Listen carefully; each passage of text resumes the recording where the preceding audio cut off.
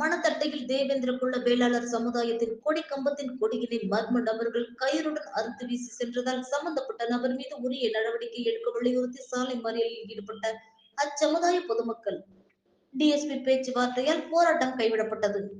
கரூர் மாவட்டம் குளித்தலை நகராட்சி மணத்தட்டையில் இருந்து தெற்கு மணத்தட்டை செல்லும் பாதையில் தேவேந்திர குல வேளாளர் சமூகத்தினர் கடந்த 30 ஆண்டுகளுக்கு மேலாக கொடிக்கம்பத்தினை நட்டு வைத்துள்ளனர். இந்த கொடிக்கம்பத்தின் கொடியினை மர்ம நபர்கள் நேற்று இரவு கயிற்றுடன் அறுத்து வீசி சென்றுள்ளனர். இதனை காலையில் கண்ட அப்பகுதியைச் சேர்ந்த தேவேந்திர குல சமுதாய இளைஞர்கள், பொதுமக்கள் என 30க்கும் மேற்பட்டோர் கொடியினை அறுத்து வீசி சென்ற மர்ம நபர்கள் மீது நடவடிக்கை எடுக்க வேண்டும் என கூறி திருச்சி கரூர் நெடுஞ்சாலையில் குறுக்கே அமர்ந்து சாலை மறியலில் ஈடுபட்டனர். இது குறித்து தகவல் அறிந்து குளித்தலை போலீசார் சாலை மறியலில் ஈடுபட்டவர்களை அமைதி பேச்சுவார்த்தையில் ஈடுபட்டார்.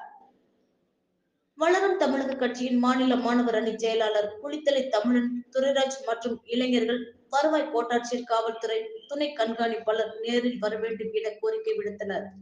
இதையடுத்து சம்பவ இடத்திற்கு வந்த குளித்தலை டிஎஸ்பி செந்தில்குமார் போராட்டத்தில் ஈடுபட்டவர்களிடம் இது குறித்து புகார் அளித்தால் விசாரணை மேற்கொண்டு இச்செயலில் ஈடுபட்ட மர்ம நபர்கள் மீது சட்டப்படி நடவடிக்கை எடுக்கப்படும் என உறுதி அளித்ததை அடுத்து போராட்டத்தில் ஈடுபட்டவர்கள் தங்களது போராட்டத்தை கைவிட்டு கலைந்து சென்றனர்.